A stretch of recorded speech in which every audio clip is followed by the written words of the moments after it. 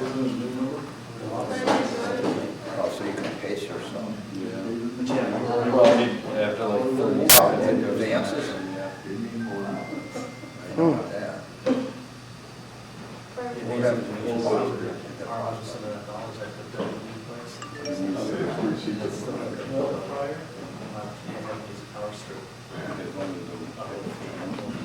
All right, guys, ready? Wait, hold on, we What? always wait 15 minutes before we start. We don't always do that, we just done that lately because nobody keeps getting their seats. All right, welcome everybody.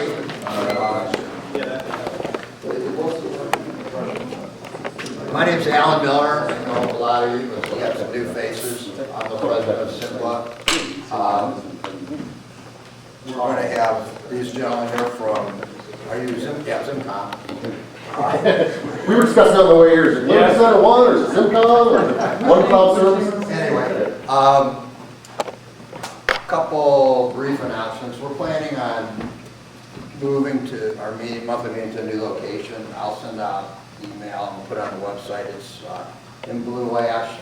It's near the old Blue Ash Airport off of Glendale Milford Road. Anyway, so there's issues here with booking this room on a regular basis, so we're looking for something where we can have better continuity. Kevin, you want to say anything about the small business day? Sure. How can we do that? I sent out the email today with the agenda for Tuesday next week. If we're going to be at the new location, which you just mentioned, for the SIG next week, or if we'll be at my office. So once he lets me know, I'll send that out. But I did send the agenda out. I want to cover some of the stuff from CES that applies to the SMB space that would be very interesting. I know, Brad, you enjoyed the stuff I showed and you thought it was awesome. So I'm going to bring it up for the folks that missed it. I'm also going to be talking about a new product that will be coming out this fall that is going to be, I consider it to be a game changer in the hardware market. It's made by the Microsoft Surface hardware people, and I'm really looking forward to sharing that with you guys. And then also cover a little bit about Windows 10X if there's time. And again, if there is time, I will also talk about SBS 2016. SBS, did you say? Yes, I did. 2016. 2016. Coming out in 2021. I'm a little confused, but. Yeah, well, that's why I said you got to come and learn about it. So, Huh, all right. yeah.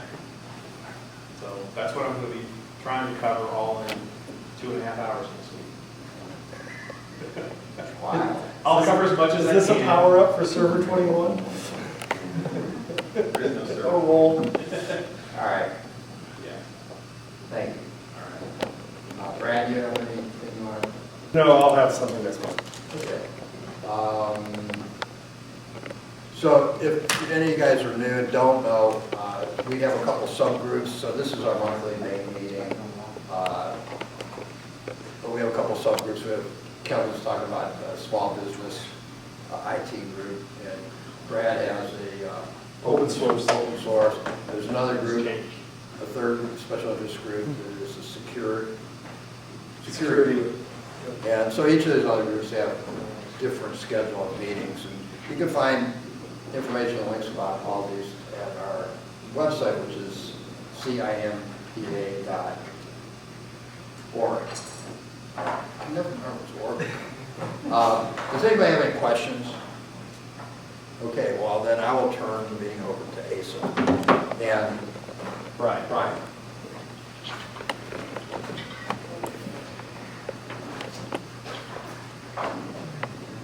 Oh, yeah, I gotta turn this on. Well, if you want us to hear you. No, I think everybody will hear me without the microphone. It was for the camera. So I took one of our sales presentations and deleted a whole bunch of information out of it and added some general purpose stuff, and want to make this a conversation so everybody can join in. I don't think that there's really going to be any wrong answers. This is more getting people to talk about a topic that every person in an organization should be familiar with, and every organization, no matter if you're in the SME space or even small private businesses, should have a backup and disaster recovery plan. But most people just check a box, I got it covered, I have something in place, I don't know if it works, and then it sits in the background, and when something happens, nobody knows what to do. So rather than say, hey, this is the best way to do it, this is the way that we do it, really want to open it up to what is in the market, what are things to look for, what are some of the gotchas in backup and disaster recovery that people don't think about, and make sure that you guys are engaging and get the information that you want out of it. I do this on a daily basis and can tell you all kinds of weird statistics and the best case scenarios and worst case scenarios, but it all differs by your business, how many locations you have, how many employees, etc. But a data outage for a company, on average in the SMB market, okay, so let's say 100 pound, on average $600 locations you have, how many employees, etc. But a data outage for a company, on average in the SMB market, okay, so let's say 100 employees and down, on average it's $5,600 per hour. So I don't have a whiteboard, but let's talk about what $5,600 per hour actually factors into that. So if you have a data outage, and data outage can be a power outage, your server goes down, your stack goes down, your network goes down, any of those things go down, what does your burden rate just for your labor at your office cost? So if you are, let's make up a number, $60,000 a year is your salary, your burden rate to the company is going to be about 30% more than that is for your health, your benefits, your dental, your optical, blah, blah, blah. Your burden rate is going to be about 20 to 30% more than that. So multiply that by everybody in the office. And that is where your easy number for what an hour worth of downtime comes into. Now, most people don't take into fact in your downtime loss of productivity. How much money did you lose by not being able to service a customer, not being able to process a credit card, not being able to process a sale, not being able to complete a sales presentation, not being able to do all of these things?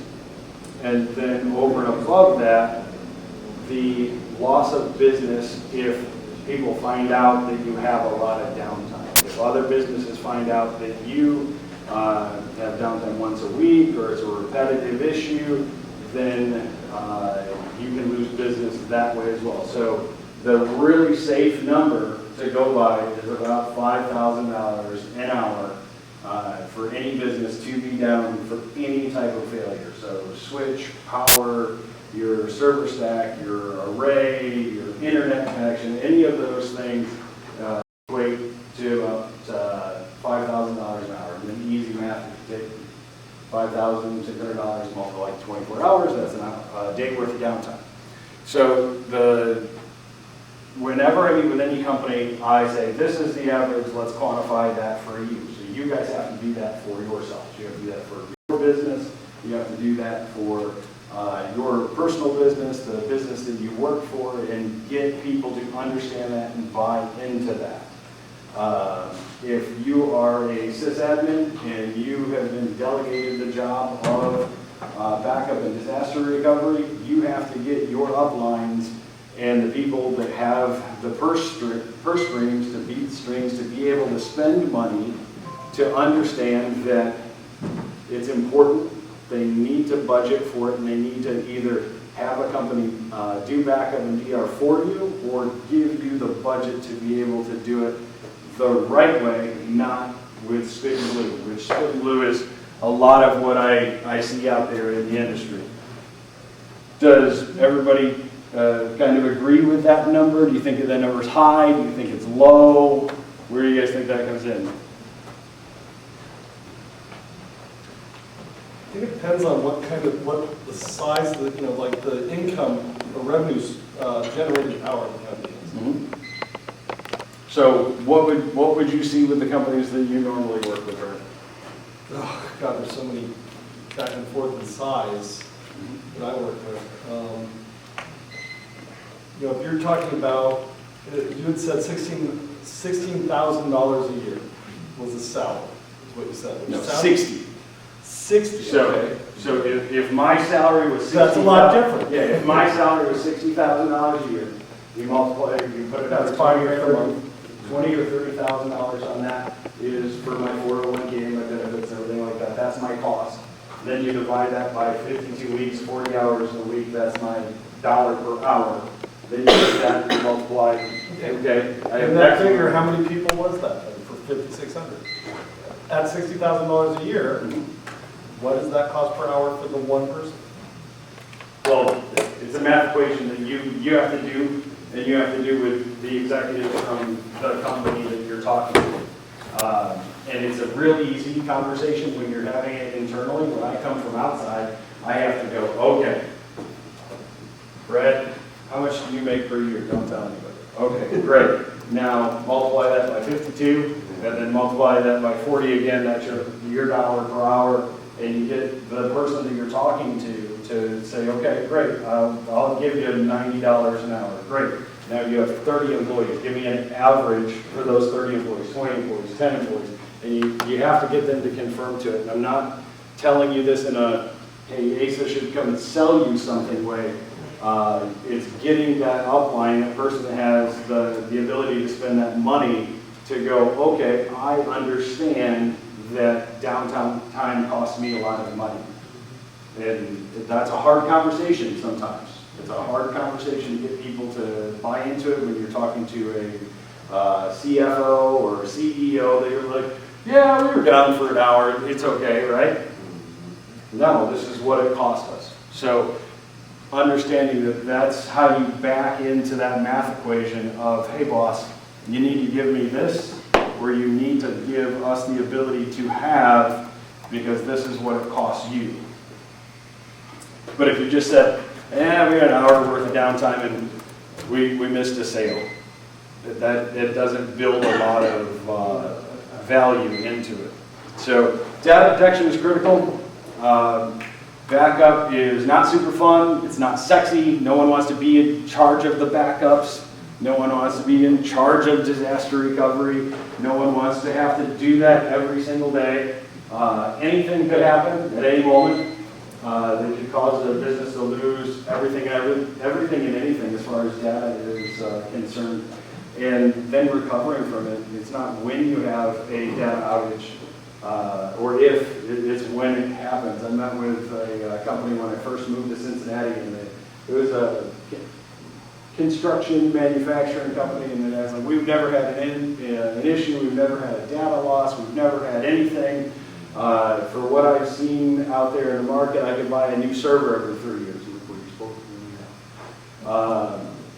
And 2 days later, one of his high-low drivers speared his IT room and hit his server and took his server out with a forklift. 2 days after, him and I had a meeting. Now, could I have a solution in place if he signed that day within 2 days, and could I have saved it? Probably, but... How much did you pay the forklift driver? How much did I pay for it? A lot. Yeah. So data protection is very important, and having proper backups with a plan on how you're going to recover. So that's another hard conversation to get people to understand that, okay, I have a backup. Okay, where is your backup? If something happens, how are you going to recover?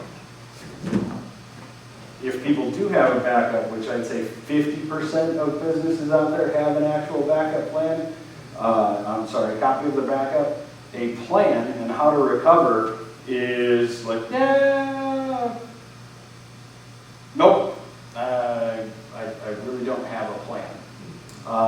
So before we even talk about disaster recovery, you got to get people to buy into, okay, what's our plan to recover? What are we going to do? And then having a right expectation of RPO, RTO, which those words, everybody interchanges those words, no one really understands what. Okay. So RPO, so I put something else in there, recover point in time is the easiest way to remember RPO.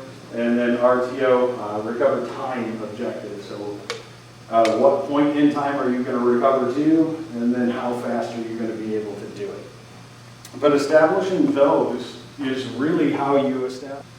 And we might sell to Coke or Pepsi is going to be different than what we would sell to the SMB market. So kinds of backup, I run into all of them, all of these very often. Most people have heard of the 3-2-1 rule with types of data backup. Is everybody familiar with that? And Kevin. Kevin, what's the 3-2-1 rule? I'm trying to get my brain wrapped around that. I'm still trying to paperwork here. 3 copies of your data. Yep. 2 different mediums Yep. and 1 offsite. Awesome. 100% right. So, your local copy of your data as a backup. So, it can be a NAS, it can be a backup server. I'm partial towards Veeam, but there's a lot of different providers out there as far as software. But having a copy of that data locally, I think, is really important, because depending on your bandwidth, if you're just sending your data off-site, if you do have an issue, how long is it going to take to egress and get that data back?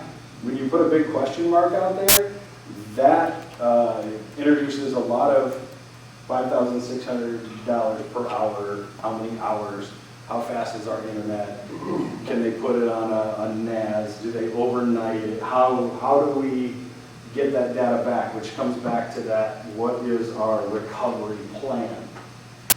So having it locally, it's vulnerable, but it's very important, because most of your stores and most of your data that you're going to get is going to come from a local device. When someone deletes a file, when somebody opens up an email that they shouldn't have, and you need to recover and restore, it's going to come from that device. It's vulnerable because if you have that device sitting with the rest of your stack, and you have a leaky roof, you have a power surge, you have a fire, flood, anything like that, well, that local device is going to go with it. So very vulnerable. It's also vulnerable to internal attacks, either malicious or non-malicious. If somebody clicks on something or does something that gets them, leaves your network vulnerable, you can lose that local appliance. Can I touch on it? Yeah. So I also had, in my own personal experience, I've had a perfect example of being vulnerable. We had a customer that had a Veeam server on location. It was joined to their domain, their Active Directory domain, and there was a domain admin account that got hacked.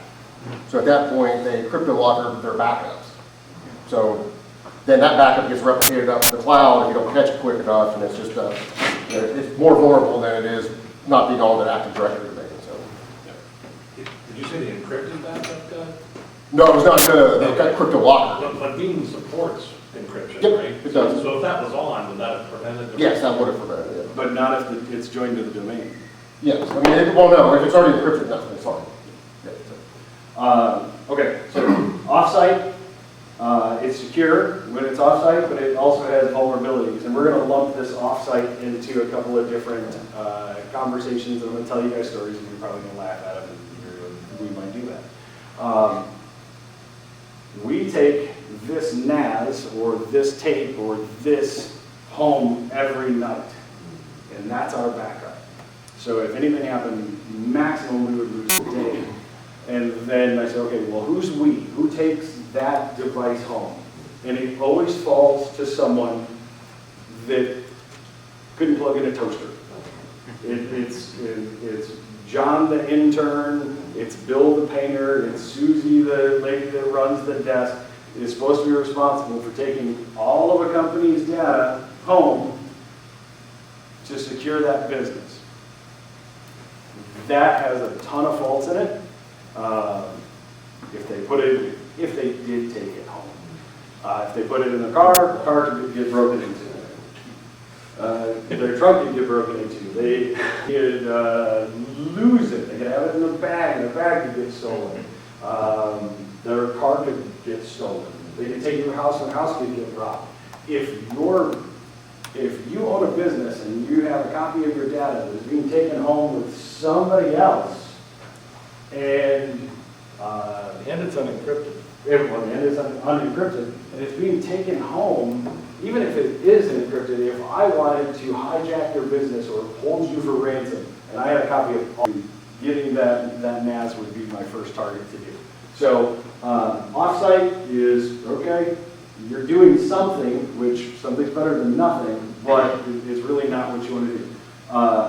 Other offsite options, if you have two locations,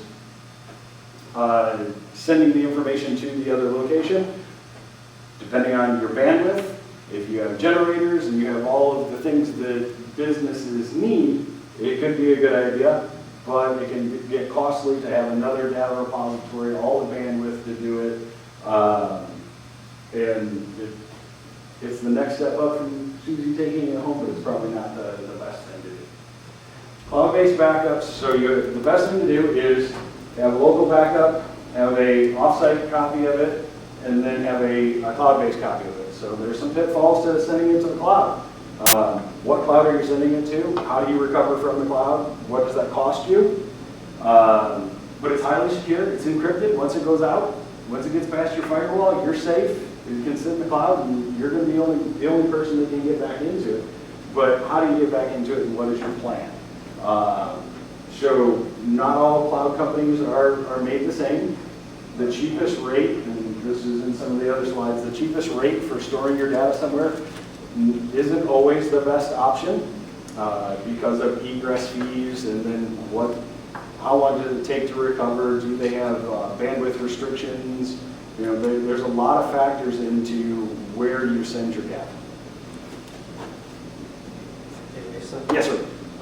also, when it comes to, all the different methodologies, you have to also have who can recover the backups, who can get the data, but also what, do you have any contingencies in case something happens to that person? Right. So, because, they could be the best driver in the world, they have a semi take them out, and is there some kind of, procedure that's locked up somewhere that would aid somebody coming in cold if they had to recover it. So all those things have to be taken into account. I think too much, and I see especially with small businesses, everything revolves around one person. And if something happens to that person, they may be the best person in the world. I know a lot of people, and if something happens to that person, nobody knows what to do. There's no written documentation, and it's like it's just everybody's best guess where this is stored or where it is or anything. Where it's stored, what's the password, what's the policy, how do you recover? Where's the copy of the encryption key? Right. There's a lot of those factors, and even being in the IT world, which the majority of our jobs is going to be as cloud providers, is dealing with managed service providers because we do a lot of cloud work for them, and then IT managers, directors, etc. And we go back and ask them, like, hey, what's your code for this week? Help you set it up. And they're like, I don't know. Exactly. Well, that's sort of not exactly. You totally got to quit. Yeah. Yeah, we've heard that before. That is, we've heard a lot. We usually get this number, it's like, we don't know. Well, can't you hack it? You're cloud guys. Well, you're cloud guys, so you're a hacker. So this is my suggestion of how you build up a disaster recovery plan. So you have Office 365, sorry this doesn't come through real clear, but Office 365 physical servers, desktops, virtual machines, VMware machines, Hyper-V, whatever it is. And then you have your production, so that's your first copy of it.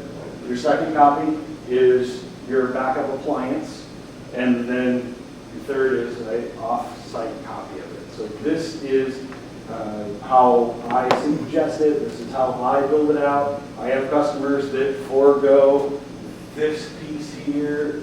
There's a lot of people, depending on your bandwidth, they're like, I got a 10 gig pipe. I'm like, it's awesome. I still would recommend it this way, and this is what all of the providers recommend how you build it out. How long can you wait for the thing to be recovered? Right. Basically, if you can wait a long time, if you don't want instantaneous access, what happens if your internet connection goes down? That happens occasionally. Right. Yeah, that happened before too. Surprises happen. Right. Automobile accidents happen. Poles are taken out. A lot of different things out there. But anyway, I think it's always best to have the most ways of recovery possible too. Right. Yeah, another real life scenario that's happened to us quite often is we have a lot of customers that are colo customers. They bring their own Veeam servers into our data centers, and most of those boxes are just plain old disks with like a RAID 5 or a RAID 6. We always convince everybody to try to do RAID 6 because RAID 5 you only got one drive to lose, and then you lose one more, you're done. And we've seen that happen numerous times, and that's their only copy of the backup. So luckily, I never in a situation where they needed it right then. But how long sometimes for a managed services provider realize that server's not backing up anymore. Most people are trying to get good at it, it depends on who's in charge of it. So we've seen where backups even rotate out past the 14-day mark where they're gone and they didn't realize they lost their data 2 months ago. So it's really a lot of the managed services part of it, keeping track of that stuff too. Yeah, I have a managed service provider up in Michigan that takes care of movie theaters. And they had a backup service provider. They won the account and they had picked up like 18 movie theaters.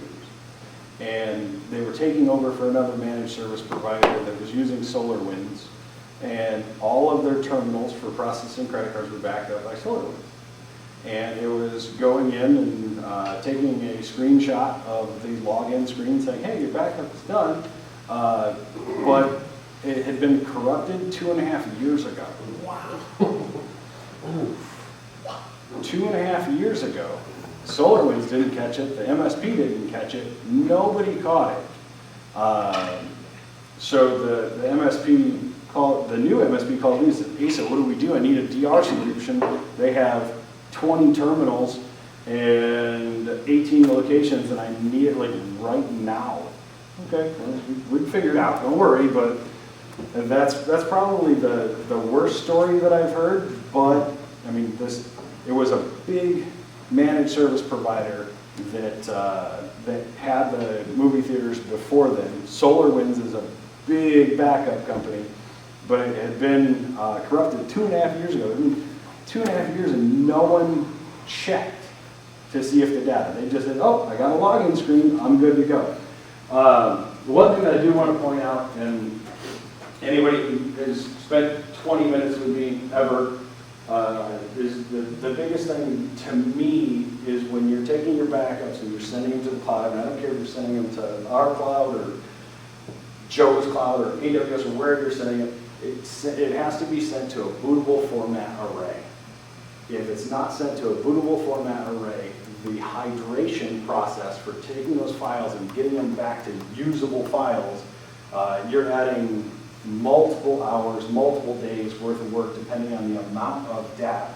So I get a lot of managed service providers that say, hey, we're using Veeam, we're backing up to iLand right now, and it's 2.87 cents a gig.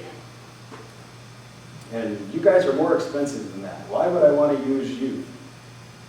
Well, have you recovered from iLand? No, we've never needed to. All right, well, you're gambling, and let me teach you about the difference between storage arrays. But that's a difficult conversation to have with somebody. They're like, but I got a copy. Yep, cross your fingers, you have a 4-hour SLA with your customers, that if they have an issue, that you have to get them back up and going, and you have storage stored out something you have no idea how long it's gonna take to come back. Well, I worked a government project, and it was the plan that we would work for 3 days, do a backup, and recover from the backup. And to recover from the backup, we found out that we had set it up correctly, and we also had to get Oracle, because it's an Oracle database, we had to get Oracle in to fix it too. But that was the plan, is work for 3 days, back it up, and recover from that backup. And it was a mess, but we only had 3 days of data to get back. So. Right. Yeah, I mean, and people, they don't take this into account, and, you know, a normal salesperson just wants you to buy something. Yeah. A good salesperson is gonna say, I just want you to secure your data. I want you to be able to keep going as a company if something happens. So no matter who you buy for, make sure that that's the type of lingo that they're talking. Trilio, vSphere, that will do a delayed replication, and what the delayed replication does is it puts enough time in there, if you were to get CryptoLocker, or you were to get something to happen, that you could pick it up before the replication transmits. A replication, and this is really tough for CFOs and CEOs to understand, a replica is a copy. If you have a copy, if you have a CryptoLocker and you replicate it, you 2 copies of CryptoLocker.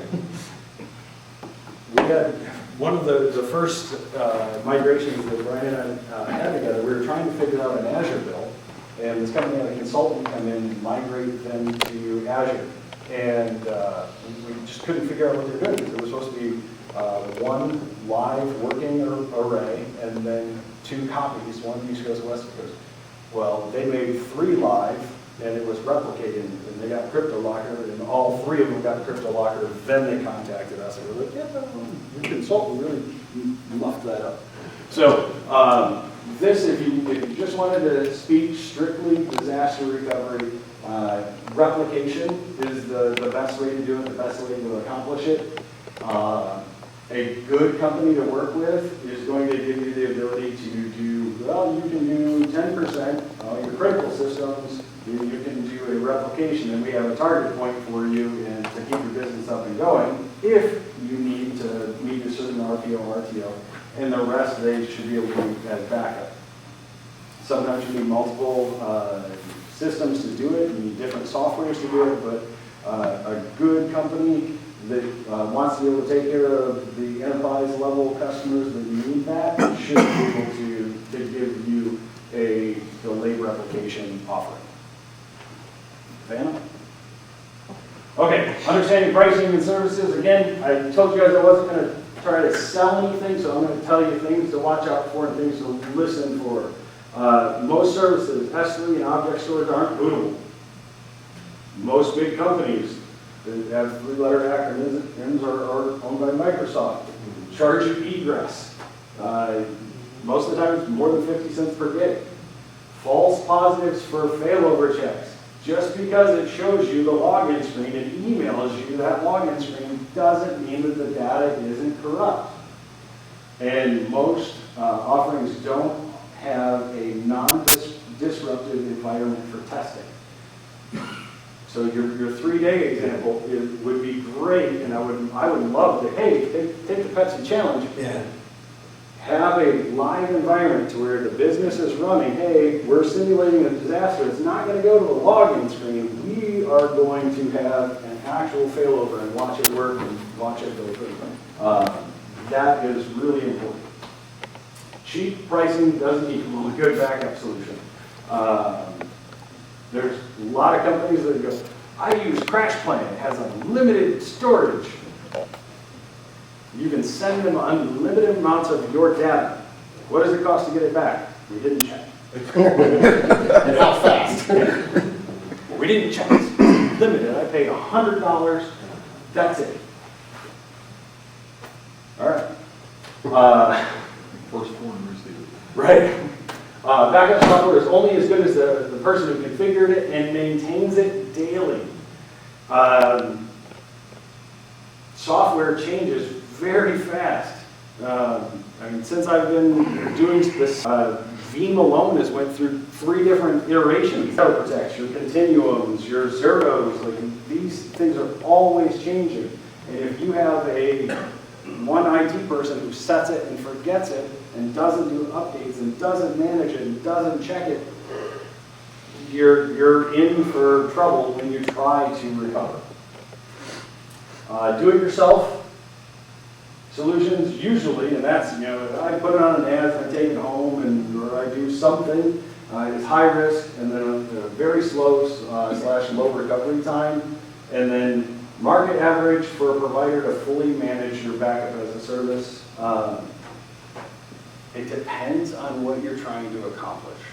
I would say a good rate if you're working with a solid provider that the way that I look at backup as a service, it shouldn't be another company doing 100% of it, that you have no idea what's going on and you can't go in and check it and hold them accountable. You're the captain of the ship, they are running the ship, but you are telling the ship where to go. So that's where I think backup as a service really should be. Honestly, if you're getting it for under 20 cents a gig, after all of your licensing and bandwidth fees and all of those things, you're doing pretty good. As long as all of the other criteria is met. If the other criteria is met, I've seen some companies that are like, hey, 5 cents a gig. You can't test it Per month. per month. 5 cents a gig per month, 20 cents a gig per month. Those are good, safe numbers that I know my company's in and I know my competition's in. I like to know what the other providers are doing. One, because we're a data center and we have MSPs that use Datto and other stuff, and they just put their backup array inside of our data center, and I want to learn about them to know what they're doing. So that's where I would say the market really falls for that. If you're doing it for less than 10 cents a gig from a provider that is doing it for you, they're cutting some corners somewhere, and you should probably take a look at it and make sure that it works. And then disaster recovery / replication as a service. The definition of a data center is very loose. Technically, if we had some servers and an array sitting over here and plugged into the internet, I could say I have a data center. Data center to me is a locked, secured facility that nobody else has access to, that has cameras, and it's monitored, that has generators that I know that is going to run. That's a data center. So make sure that when you're talking to anybody about your replication targets, and that could be, we have 2 offices, and we're going to replicate in between each site because we have a data center. Well, do you have a generator? Do you have multiple internet connections? Do you have all of these things? Okay, no, you have a rack in the closet. That's not a data center. So make sure that you have an actual data center that's going into.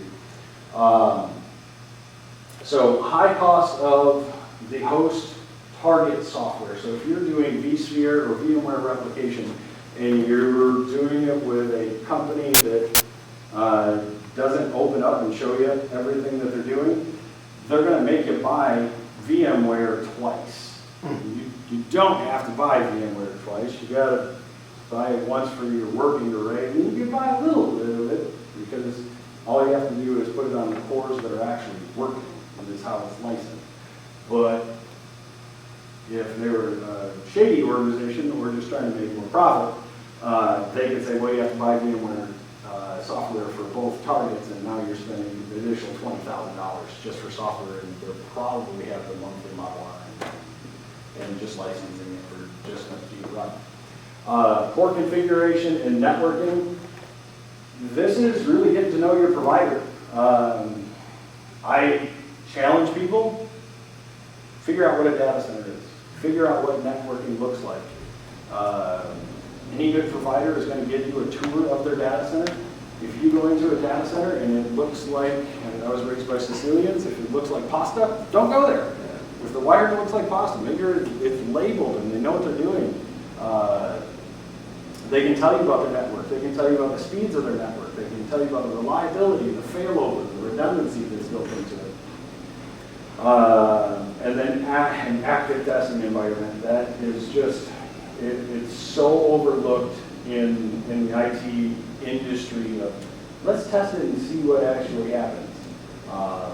You have to have that. So, again, cheap doesn't mean, doesn't equal good replication, a good replication solution, replication from site to site. If you're on the same power grid, which most people don't think about, there's a bike manufacturer that ends with Uffy.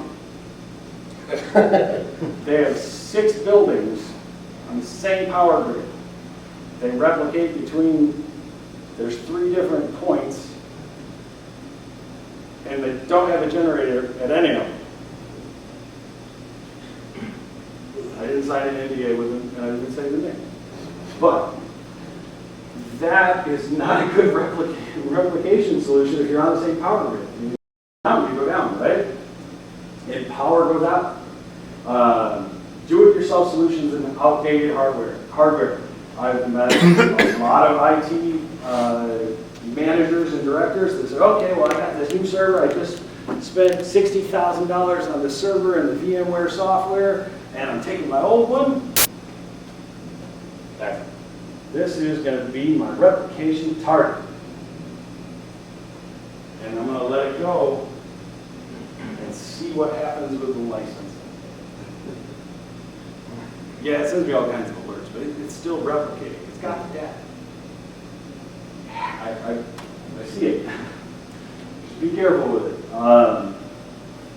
Again, replication is just a copy. So how do you ensure that it's not corrupted? And then market average for replication services. This is where that kind of gets tricky because it depends on your specific company. And again, a good provider, if you're doing replication as a service with somebody, they're not going to tell you that you need to replicate your entire environment. As a salesperson, I would love to sell you replication of your entire environment. It's a big payday because it's the more expensive way to do it. But as a business consultant that wants to take care of your business for a long time, and I want you to smile and shake my hand when I show up, it should be a good mix. So there's no real number that I can quote for that because depending on your environment. So, Van?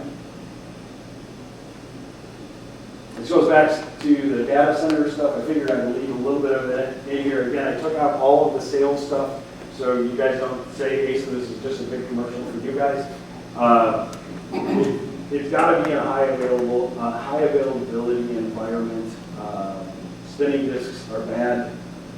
No single points of failure, so no one power source, no one internet source, and then redundancy to make sure that if something goes down, that you have something else to pick up.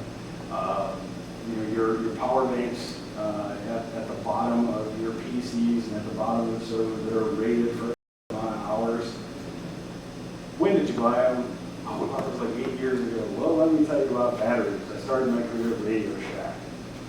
It's not how they work, it's not how long they last, and not what they're designed for. And this is going to go into data center stuff, which is going to go over to Brian's part. I was hoping we'd have pizza by now. We could take a break. So since we don't have pizza, let's open it up and questions, concerns, complaints. I can tell you guys about the front end side of it, the competitors, all the competitive information that I know, and Brian can tell us all how it works. For Cincinnati, how many people actually test their replication? I'm sure the number is not large. I can tell you that about 60% of the businesses that I've met with in Cincinnati have some type of backup. Okay. 40% don't. So to test their environments, let alone, very low number. They don't have a backup? Don't even have a backup? Don't even have backup. That's insane. Their businesses, or Are they just, are you talking about a realtor who has a laptop? No. These are, I don't meet with realtor that has a laptop. They call themselves a business.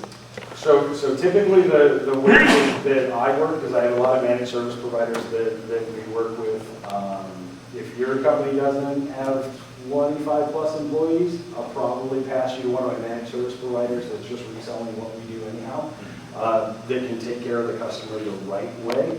So, you know, businesses at least 25 employees doing at least $10 million in revenue per year are my targets. And I'd say easily 40% of them don't have a working backup. And I would say a realistic number for the clients that I actually work with that do have replication in place, very few of them even tested. I have a few of them, like I said, probably half of all of them will do at least a semi-annual or an annual test where we actually spin their DR environment up for them and help them through testing everything out and doing what you should be doing. That's not our responsibility. So we suggest it, but it doesn't mean it happens. When you say replication, you mean like a replica server that can spin up immediately? We have different product lines that do this. One is vSphere replication, and that is If just a bomb fell on that building, that one will take over. not automatic. It's not an automatic. I have the same VM here, and I have it over in Dallas too. So if Cincinnati goes offline, I click of a button, I turn that machine on in Dallas or Detroit. Other forms that we use is, which we don't really sell anymore, is Recover Point from VMware, or from EMC. So our storage array actually just replicates to another storage array. So what we do there is we provide our customers with a LUN that's replicated, and they can choose what VMs they want to put on that LUN, and they'll be in the other data center. So. But it's the software industry loves to blur the lines between backup and replication. They really don't want it to be clear. That comes down to you as IT people and you as business leaders to determine what's your RPO, RTO, and what you need to hit. I know that in our environment, when we sell Veeam, our SLA to be able to take you from I lost everything to in our cloud environment and running is 4 hours. If you need it faster, we can do it faster. We'll just use something other than Veeam to do it. But the other providers out there, their SLA to return a phone call or email is 4 hours, let alone get you back up and running. I also see another problem too, the fact that some of these companies, well, I hired a certified IT person to take care of this, and so that's his problem to make sure that everything works. And there's no verification that their systems have ever been operating properly. So a long time ago, or 4 years ago, I used to moonlight as a stand-up comic. I love comedy. Ron White has a great skit about a tire that he bought at Sears Automotive, and the tire guy didn't put all the lug nuts back on. He's your certified tire guy. When you hire a certified IT person, and I've met a lot of people that have a lot of certifications at the end of their email. You probably all know one of them. Just because somebody is certified in something doesn't mean that they know how to do it. It means that it's test. It doesn't mean that it's tested. It doesn't mean really anything unless you know that it's working. So apparently he was sick on one that day. Yeah. I was working on my car. Yeah. That owner needs to take responsibility for asking his guy to do the test. Because too many people, well, I don't want to know anything about it, I just want to feel safe. Right. And IT people, no offense, I know a lot of them, IT people are terrified of being challenged. So if an owner came in and said, tell me that I'm safe, You're safe. or prove it, if you say that we're not safe, you're probably going to be looking for a new job. Oh, boss, you're safe. Well, and again, the problem being is you should be prepared to be challenged. And that's, that's really where some of the issues are. I even get, for myself, how do you know what I'm doing is really, working? That you really need to go back to the people that, that you care about and tell them that, you know, they need to check on, you know, and look if there's a record of, you know, is our virus, antivirus up to date, you know, Right. or things like that. You know, some systems are just left to flounder, and sometimes they're not, if you go through systems, a lot of it's not current and things like that. They depend on automation to take care of stuff so much, they don't know when automation fails, you know, and anything can fail, even, you know, as we talked about. You know. So, as everybody gets to know me a little bit more, you're going to realize that I'm not shy. Most of my great presentations that I'm like, yep, we sold that, we're walking out. It starts with IT guy, finance guy on one side, and then they're like, okay, great conversation, great. And I'm like, okay. And then I get up and I go sit on their side, and I look at the engineer and I'm like, okay, I need you to make it work and then show us that it works. Let's do a demo and then test it as it goes. Because as a salesperson, boss, you're covered is what I want to say, but the first person people are going to call is me when there's an issue in the first place. So getting up and moving to the other side of the table and having that business's best interest is paramount. But some IT people are afraid to say, I don't know if it works. I need help. We need some support. Our backup as a service, and this is kind of gets into the, I don't want to start selling, but our backup as a service pricing usually comes in comparable to where if you were to take your data and send it to AWS anyhow. So you still get to retain your IT people. My IT people work with your IT people. Your guy can call my guy and say, hey, let's do a test. And I can sit on the other side of the table or take whoever to lunch while that test is going on in the middle of it.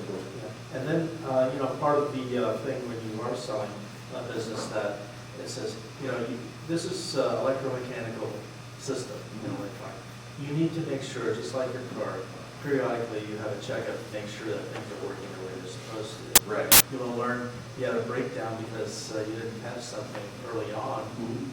You know, but this really, for some reason, eludes a lot of people what they're thinking. It says, wow, this works great. I'll call you if something goes wrong. They don't want to pay for it. Well, I understand that, but there needs to be a certain amount of maintenance and things like that. I worked for a company that basically, they thought, well, everything's, you know, cool and things like that. And then I finally, you know, had to tell them, you know, when I come in for a thing, I don't know how long it's going to take to put things up. Or you could just let me check everything once a month. Right. And run the testing and things like that. And they decided, well, actually, that wasn't their best interest, and they actually spent less money because, you know, when you know, we showed that, because maintaining a system may cost something, but it's just like changing the oil in your car. Right, it'll last longer when you do that. And you don't have that interruption of business unless you have an actual disaster. So when I worked for, on the feet down the street in MSP that used to roll trucks and all that good stuff, the first customer I ever signed up had a dedicated IT director. Ken, really nice between hours 9:30ish and 11. By 11, and shouldn't even be driving. And he had been their IT guy for 10 plus years, and he had all of the codes, and everybody else locked out of the system. We signed up for as needed with the customer, and then the owner said, I need you guys to do a little bit more digging. So I spent some time with Ken. I said, Ken, what do you do for updates on your hardware? What do you do to make sure that it's running? And he took his Speedway Cup. And we walked into the server room, and he picked up a can of compressed air and goes, turned around and walked out. There's a lot to be said about making sure that people are doing it the right way. And there's a lot of consultants and virtual CIOs, CTOs that can help with that. It's kind of a booming industry that's out there. We see that a lot. But these guys are talking about over here. Nothing. No questions, concerns, complaints, case letter. Do you don't make any sense? Anything? No? Well, I just said, I'm just trying to figure out what he did with the air. He was spraying dust. He was getting the dust off the server. Oh, he's getting the dust off in front of the server. No, he went to the back. Oh, did he open it up so the dust would blow out, or No. did he just blow it right It outside? blew around outside. I had a set of servers as a local like steel manufacturer plant around here, and they were moving their servers into our data center, and we met them over there to pick these servers up, and I just the worst condition I've ever seen. I can't even believe it worked. The fans were clogged. I mean, it was just we actually had to take them out of the data center because they were too dirty to be in the data center. We had to take them back to the office and take them outside and clean them all out. It was just nasty. They sat there running and running and running. And, yeah, Try going to people. a floor covering company, Yeah. that would be worse. I've seen systems literally filled with a giant dust bunny, like dust bunnies. Yeah. But, yeah. You're no longer a bunny. Yeah, dust, Dust layer. I've seen a server sitting in a janitor's closet by the slop sink, so. Cincinnati Public School, don't mention her name. I've seen one mounted over a toilet. That was good. I was like, is this like the scene from Godfather? This is mounted. Performing or providing connectivity to a building downtown. I was in there spec out some cabling and stuff and equipment, and I said, "Where's your current switch at?" She said, I don't know. I wound up having to track it down, and I located it in the bathroom. Mounted on the tile wall, like 2 screws, and just sitting above the sink. I'm like, that's really cool. Of course, when I walked in there, I found it because of the noise, of the from the fans. Was it women's or men's? Men's. Fair question. I gotta get you guys talking, so I'm just gonna stand here and look at you guys. Or you're gonna have to Pizza's move on it. its way, just so you So know. going back to the IT guy, you know, maybe being concerned with confronting his management. Sometimes management just doesn't want to pay for services and they're, you know, they're holding it, and I'm not talking about me, but you know, you've got your IT guy wanting to keep his job and Right. management saying, yeah, we want to be secure, but we don't want to pay a lot for it. And they're trying to navigate Well, dealing with things. and it's important to find the right company and consultant to work with. I get the benefit of working with a lot of IT people, and if a company calls me directly in and I'm like, yeah, you need all this other stuff that I don't do, but let me learn about your company and what your budget is, so I can direct you to that right company that's going to take care of you. It takes a lot of time and work for somebody to go out and get different quotes and different offers from vendors. It takes a lot of time. And then once you contact a vendor, 2 things that happen. One, they call you every single day, buy. Or Salespeople. it takes 30 to 90 days just to get a quote back on what you want to do. Then when you get the quote back, they're like, whoa! So what I would say to that is two-sided coin, and I understand both sides of it, is you have to, from the IT manager or IT person's side, say, hey, okay, I will say that it costs us, if we are down $1,000 an hour, and I'll shake on it. Okay? So you have something to establish that offer. And then you say, okay, well, how many times did that happen last month? Okay, it happened 2 times, it happened 3 times, whatever it happened. Great. So it happened 3 times. So you lost $3,000. Can we take that $3,000 that you lost, and can we use that as the median for me to get some help and get a solution for this? I'm a pretty frugal guy in my personal life. I don't buy the most expensive whatever is out there. I might really like it and think it's really cool, but I'm probably not going to go buy it. I'm going to find a way to get that exact same thing or something comparable in the price range that I want.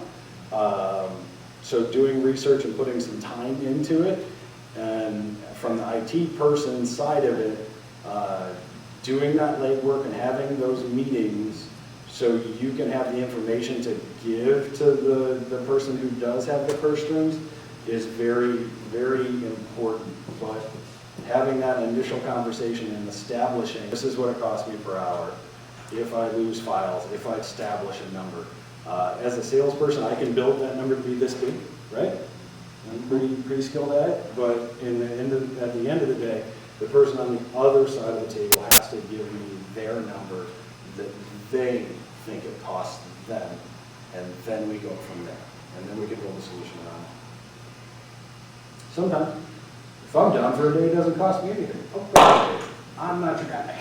I got another word in that case. And there's a lot of companies that I meet with that, if I lost the entire server, we'd be back in business. And I'd like, I've learned what your business does. There's no way you could recreate that. That's impossible. I'll just buy It's all in it. my email folders. Right. Backing up Office 365 is a really popular topic with all backup vendors now.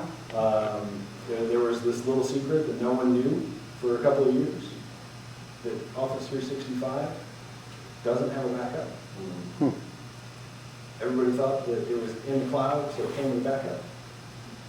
It has redundancy for no backups. They do their own backups, but only Yeah. the server part, not the data part. Yep.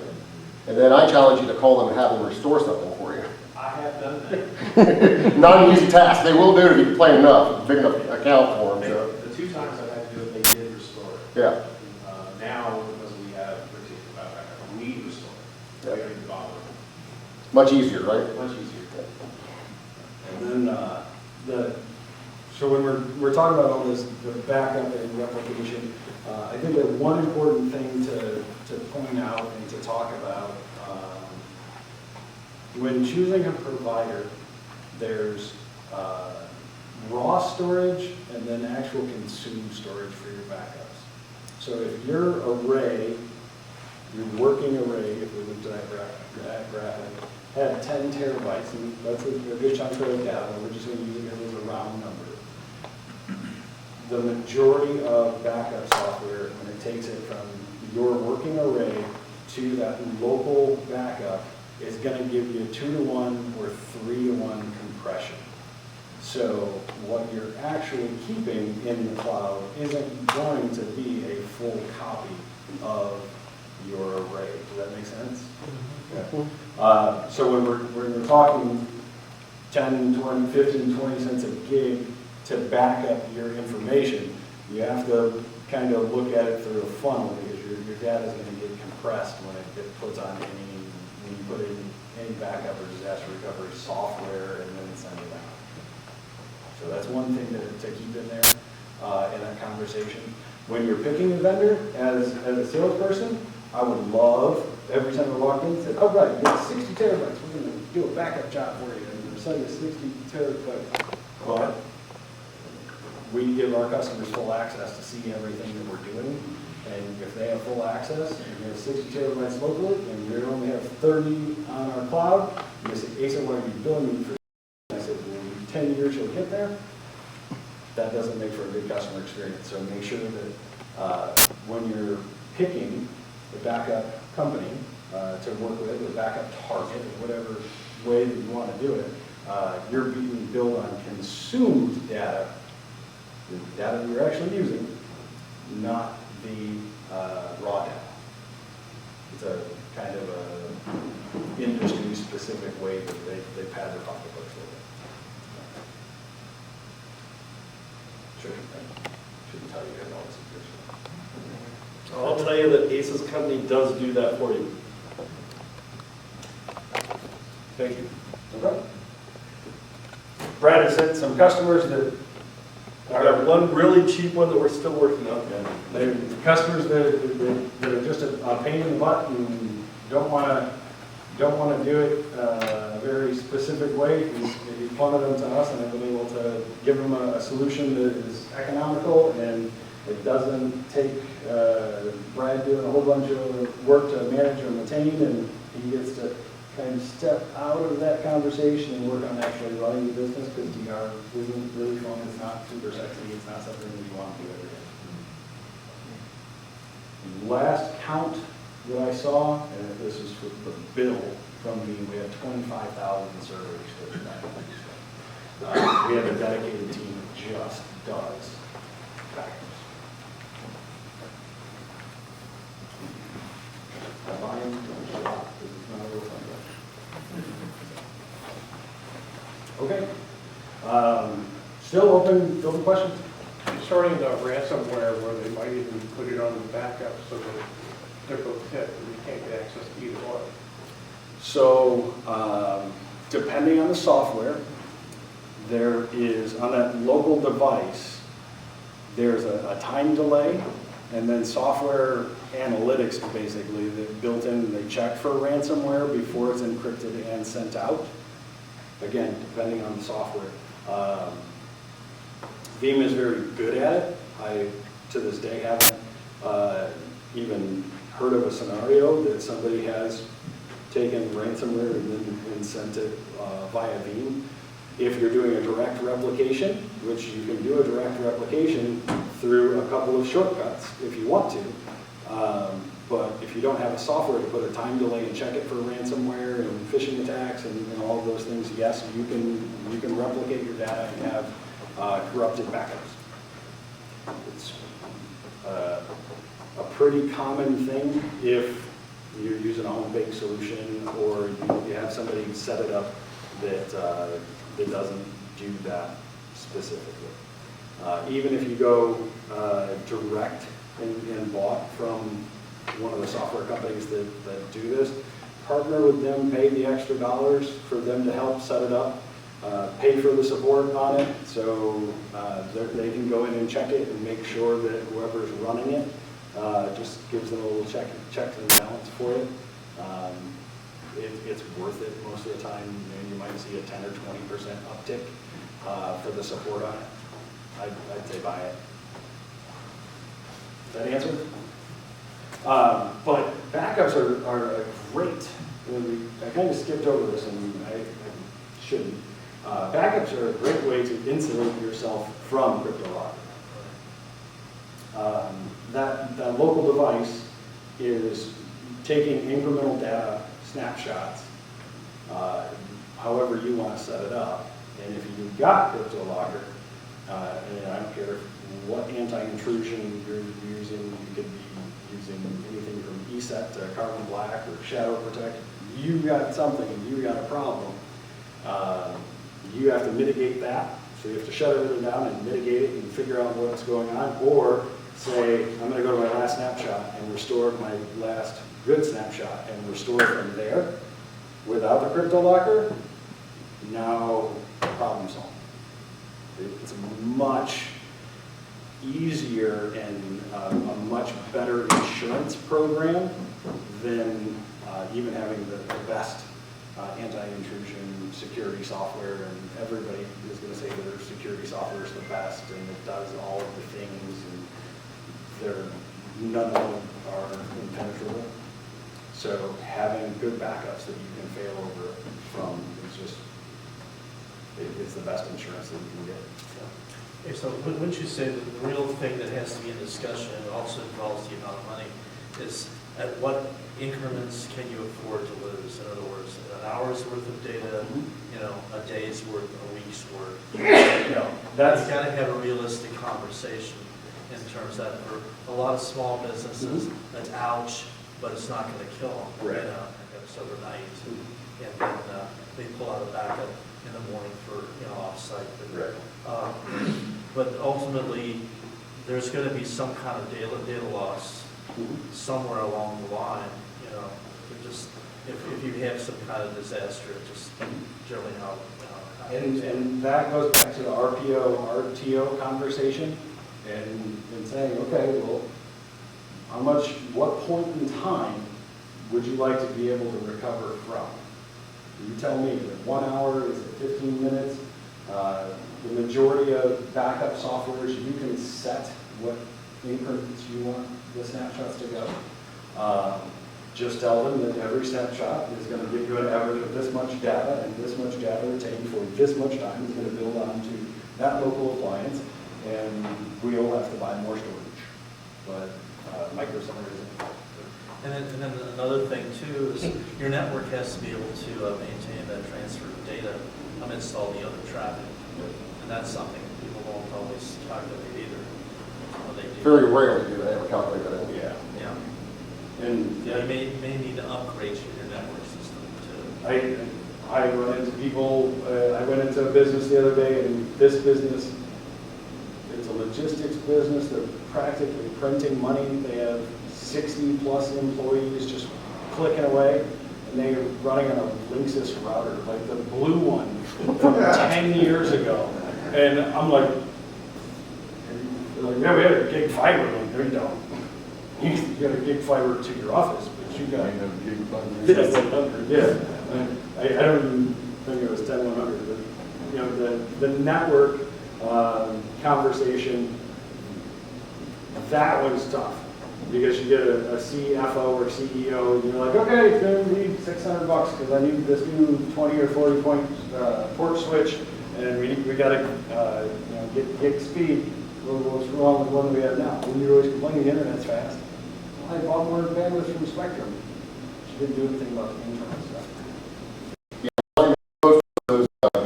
Low-end commercial connections like that from Spectrum and stuff are always asynchronous, where it's 100 meg download, which is what you care about when you're running a business inside. But when you're trying to ship data out, it's your upload speed that matters, and they're usually it's usually way different. I've seen the gig connections have 100 meg up, which is decent, but it's not enough to. Right. Not enough to Depending on what the data business set is yeah. and what you're trying to accomplish. Sorry. Okay, that went this way. I thought we had some of those. I'm just looking for a bigger business. How long do you recommend your backups because the ransomware could be on the system for a while? Well, if you have a good software, it's going to stop the ransomware from being able to be being transmitted to your cloud repository. If you have a reputable software configured properly, it's going to stop that. As far as data retention goes, that is, there's a couple factors. It can be industry specific, and then it could be by the business because the business wants to keep it. If you are in financial, legal, insurance, medical, and you don't keep your information for 7 years, you are out of compliance. Most HIPAA compliance issues come when somebody exits the business on bad terms. So somebody gets let go or quits and picks up the phone and says they don't have copies of this, and then you get audited. Has anybody ever been a part of one of those audits? I think Kevin has. Which audit? 365? No, HIPAA compliance. Oh, HIPAA? Not to the extent you would expect a hospital, but for a small client that has some. I've only been part of one. It was when I worked for the feet on the street managed service provider, and it was a dentist that I had inherited. We were about 3 months into it, and they just refused to do any type of long-term data archive. They let go of their office manager shortly after they got an audit, and they were fined. In the fines, the way they work is based on your income as a business. So it's not a flat fee that the dentist pays and the hospital pays. It's different. But they were fined $7,800 a month until they passed a full HIPAA compliance audit, because they audit everything. So data retention is important. Our standard that we go with, and this is, hey, this is the recommendation. We can't make you do anything, but we keep one full backup and then 30 days worth of incremental backups. So it basically gives you a 60-day window to recover from. But when you're in any of those other industries, we have other programs where we keep the data longer and we send it to different arrays that are cheaper for long-term archival. Yeah, so another thing, bringing that up, is sometimes getting rid of some of those full backups is not always automated either. So if you have an array of so many, like you say, once a month full backup, you got to make sure that some of those full backups in the system are not taking up space Right. that you really don't need to be using. Well, funny, different logistics company that he was doing their IT work for, and they had Veeam and they were backing up to AWS, and they weren't dumping their data after a certain period. Their bill was up to $900 a month just to send their data somewhere. And so he switched to using us with our managed solution. And again, our managed solution is like, okay, this is what we tell you we think you should do, but we'll set it up any way you want it and then help you run it from there. Their bill changed to $120 a month. Wow. Yeah, but he looked like a hero. You're getting a $900 bill a month, I just made it $120. I don't know what he's charging the customer. I'm billing the MSP and he's billing the customer. But that's a really good example of the difference if you have somebody actually managing and running it. AWS does not care about your business. They don't care as long as you send them a check, they'll keep your stuff spinning. But if you have data loss or you're using too much data or you don't know how to get to your data, how to access it, they don't care. They're just too big to care. So you might get a good bargain when you first sign up, but unless you have somebody that knows exactly what they're doing and that does that every single day, the bigger ones are tricky. Partner with somebody that gives you support on all of those things that you do, at least some type of guidance. In case something corrupted or whatever, you won't always hit more than. Thank you, sir. But again, having a proper person manage it, to begin with. And again, it comes back to a conversation about what are the business want to achieve, how you're going to, in 2 different data centers, and I don't care which data center you're working out of because there's going to be a 5-second delay. Talk about testing, you can start working in this one, and then tomorrow morning you'll be working in this one for testing. I mean, we can do those types of things. The industry is out there. So is the pizza. So let's take a break, eat some pizza. If you guys think of other questions, we can do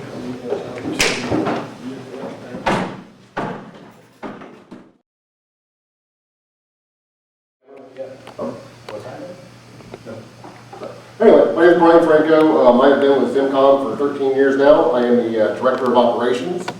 I oversee all of our data center facilities and infrastructure.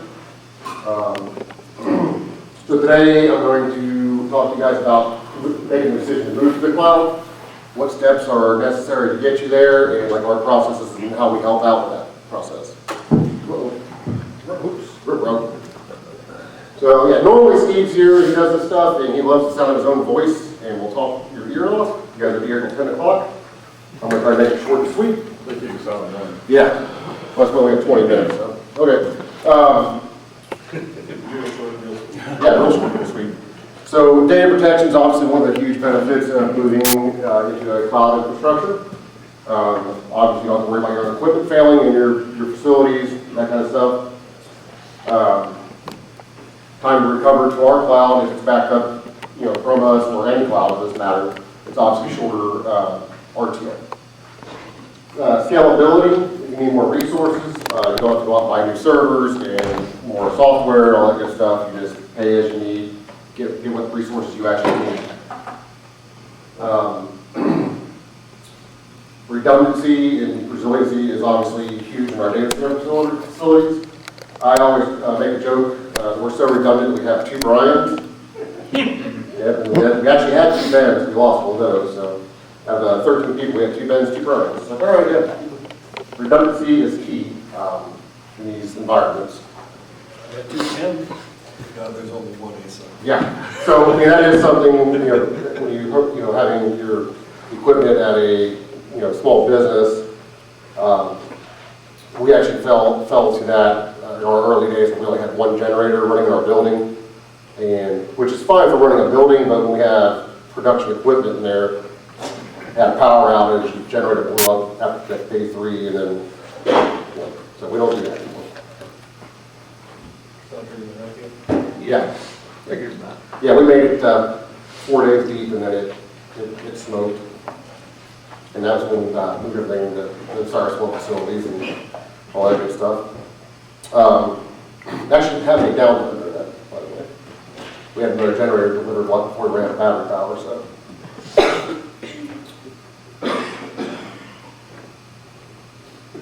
So these are some of the questions that ASA, sorry, will ask when he goes to a client to try to discuss moving to the cloud. It's, what are your reasons for moving to the cloud? Is it to save money? Is it just because you don't, you have failing hardware, old hardware is ready to be taken out of production?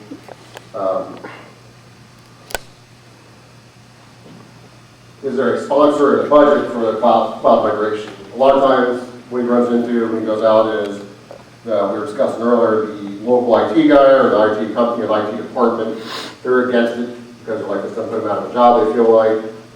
As I said earlier, we don't like having to work on servers. We build the environment and we try to lean towards MSPs for that reason, to let them do all the day-to-day stuff. So it'd be the same job that we're doing, just not on their equipment. So,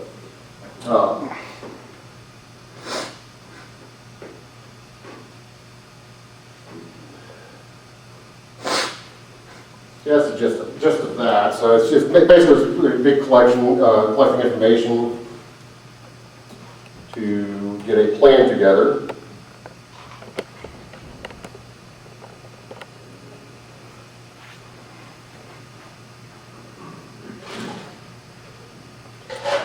So a lot of times moving the data from into the cloud, we have different processes to do it. We have our own secret sauce that we use to get your server into the cloud. We also use a couple commercial products that we find that we have found they didn't work as well as our own method we came up with. To this day, still the fastest, easiest way to get something into the cloud is sneaking that. It's just bring us the data, we can get it put up quicker. If that's an option, if you have enough, if you're able to have enough downtime to do so. Sometimes it's not always an option, so we'll have to do a migration. We actually prefer not to do migrations too, because a lot of times it's better to build new servers and start over to move your data over. A lot of times if you might do a migration, you bring in problems with it. Having a physical machine and then PVing into the cloud, anything that was wrong with that machine there is going to be wrong with the cloud too. So.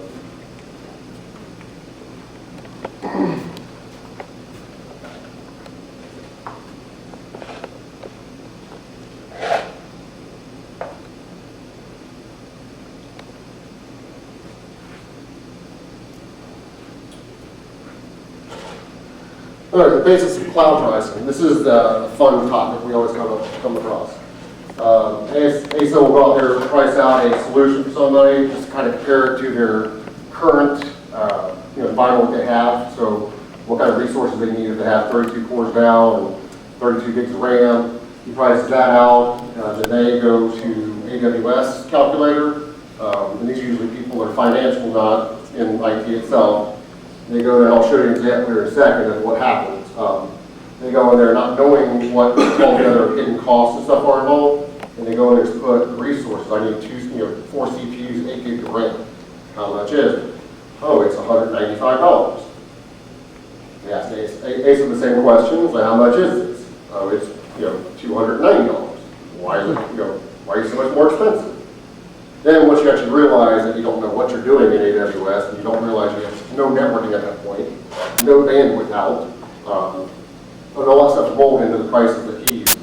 We just kind of combine everything, and it usually winds up coming out way cheaper. So if you guys want, I'll give you an example of a server priced out through AWS.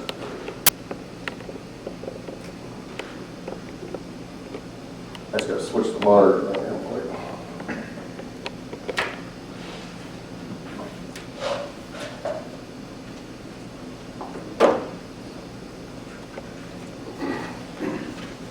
This is the biggest problem that I run into is when people say, I want to go to the cloud is so much cheaper, and they don't factor or know how to use the calculator for AWS or Azure.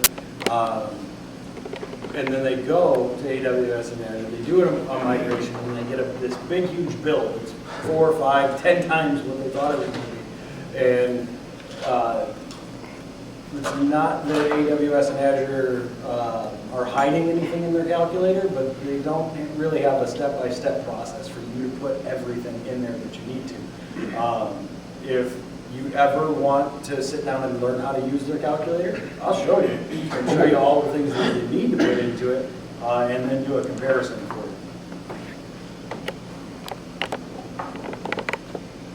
Should have that just as a button on your sheet. Here's what the cost would be to.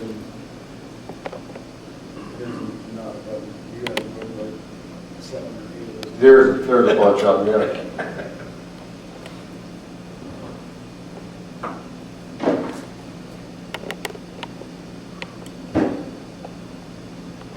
Everybody at my office loves the fact that my name is spelled ASA, and they just call me a firewall all the time. Yeah, I don't think I've ever, until tonight, actually called you ASA before. You sure it's what they're really calling you?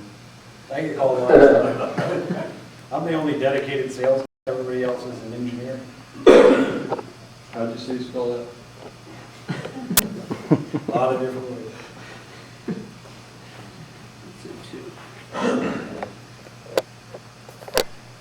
Sorry, I was trying to get this where to actually see both screens. Nice colors.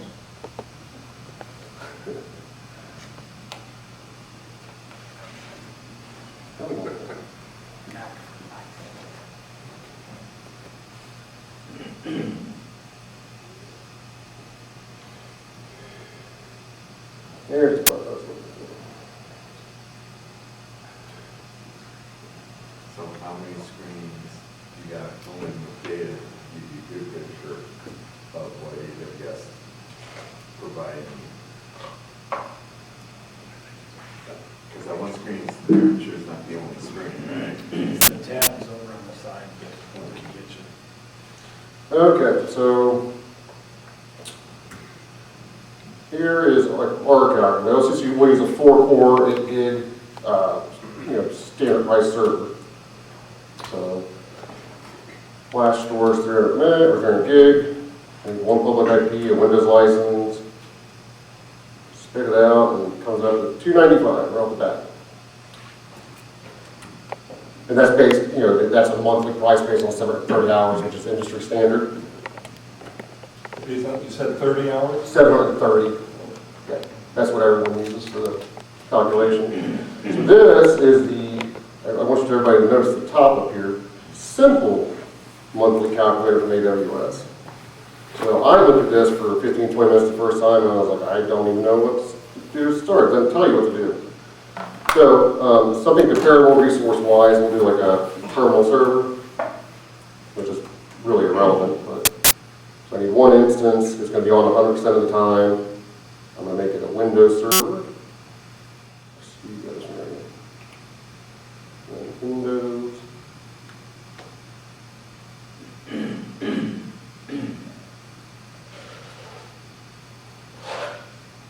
So, oh, look, it says at the top up here, it's 259.13 so far,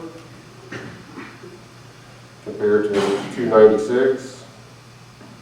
So that's what people usually stop right there. They're like, oh, it's 4 gig, 4 cores, 8 gig of RAM, and I'm done. Well, this is, for starters right now, you don't have any storage. So we'll add the 300 gig like we did on ours.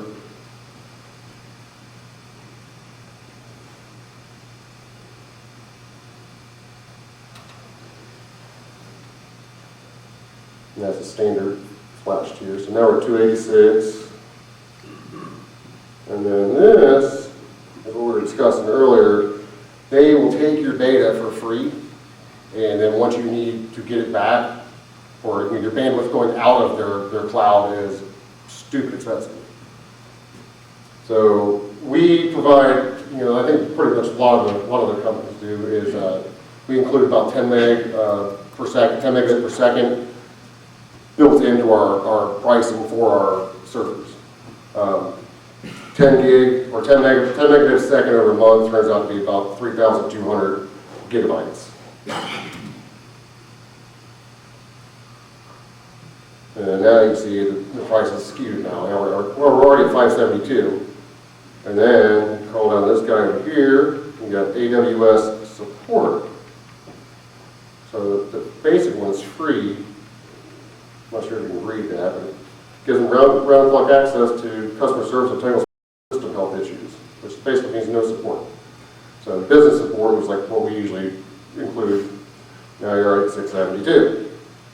Now, I don't know if any of you guys are like networking people or not, but, so at this point I have a server, I have some storage attached to it, and I have, what they include with it is a public network that I'm attached to.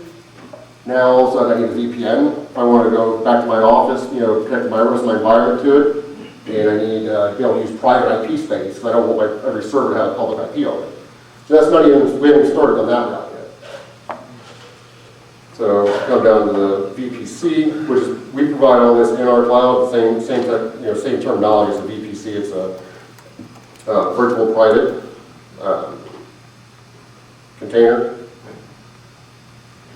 and then the network part of it. So once you come in here, you got VPN. So I'm going to connect one of my offices to it. So you got to specify how many connections you want to. So if I'm going to connect one office, you obviously put one. Otherwise, you know, whatever quantity you need. A NAT gateway. So does anybody know what a NAT gateway is? You know what NAT is? Translation. Yeah. So that means I'm going to use a private IP. It'll have a public IP when it comes out. So definitely need that.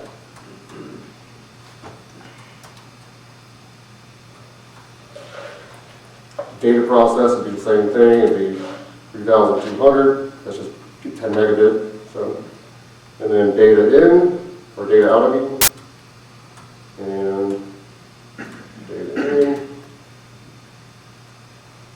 And then on the front page, I'm going to deduct the data transfer here since I'm using VPC now.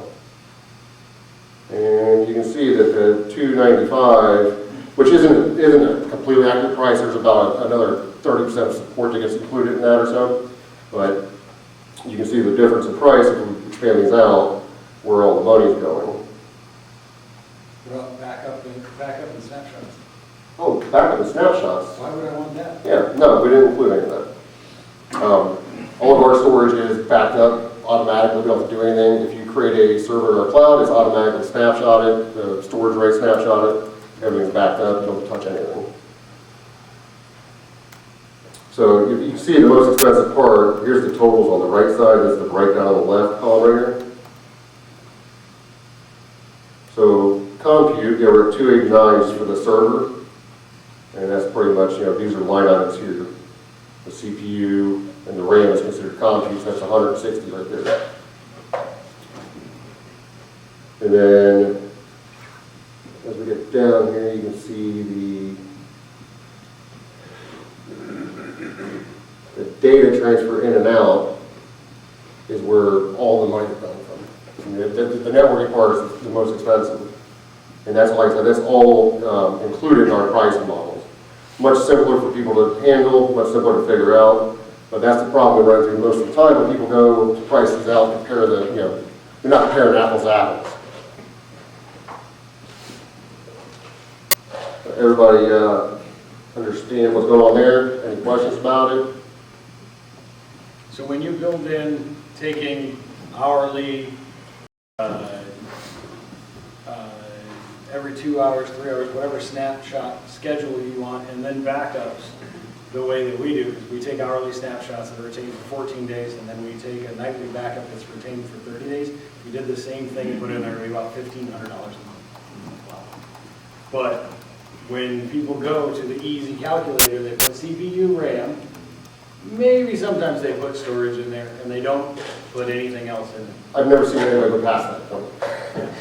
Usually it's always the same thing as they do the compute and the storage, and then they're done, and then they're yelling at him going, why is it so much more expensive? Well, because you're missing half the stuff that we're including. That's some of the gotchas about going to the cloud. And most companies are partnering with a consultant or a CIO or someone to migrate them to the cloud.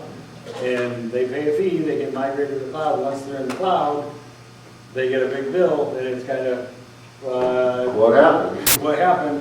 And the consultant says, well, you want to go to the cloud, this is what the cloud costs. So the cloud, the perception of the cloud is, oh, it's really expensive. And then it's really scary, because if I don't want to be in the cloud anymore, how do I get back? I got to go pay somebody else to do it. I got to do all of these things. Cloud really isn't that expensive and it's not that scary if you work with a provider, and again, you don't have to call us. But if you work with a provider that will explain things, set it up, and be a partner with you for your business, rather than just, hey, they got great commercials, I see them labeled on everything. It's just almost a trap that people fall into. It's scary to think the money that businesses are dumping into these environments and these big cloud providers when they could be partnering with a different company. So. Yeah, I mean, that's also one of the big things is, support is huge. Has anybody here ever tried to deploy a machine and network in AWS or any of the clouds? Yeah. Not for the faint of heart. If you don't know what you're doing, you'll get lost really quickly. There are plenty of companies out there that's all they do is provide support and to help you manage and create an environment like that. That's once again included with what we do. And you pick up the phone, call us, we answer, and we'll help you get things going. So. Cool. All right, so that takes us to 9 o'clock. No plug yet. So this was our intro to this topic. Next month we have a how do you say Corey's last name? I always mispronounce it. We have a former engineer for Zimcom who now has moved on and works primarily with Microsoft, who has written a book on cloud and how to build it, how to structure it. So the first of next month, he's going to be coming in, and we'll talk more about pricing, Dockers, containers, Kubernetes, some of the nitty-gritty stuff that you guys hear for the buzzwords that are out there, and what does it actually do? What does it actually cost? Do you actually need it? And again, Corey's not going to bring up a price calculator for us or anything like that. He's just going to go into a deeper dive into cloud, and he's a wealth of knowledge when it comes to this. So, Yeah. Just one minor question. If you do assure, is their calculator as complicated as this? yes. Okay. They're all, I was actually more confused by that one. You tried Google's? I personally have not, no. I know in order of pricing, it's usually Amazon, Azure, and then, as far as price. Do they all have simple monthly calculators? Yes, they do. They're all Google. They just send you a bill. So next month, first Wednesday, we're going to take a deeper dive into kind of the same topics. We give you guys more information. Please come back. We want to see you. We want to buy you pizza. We want you guys to get more knowledgeable about this stuff. Okay?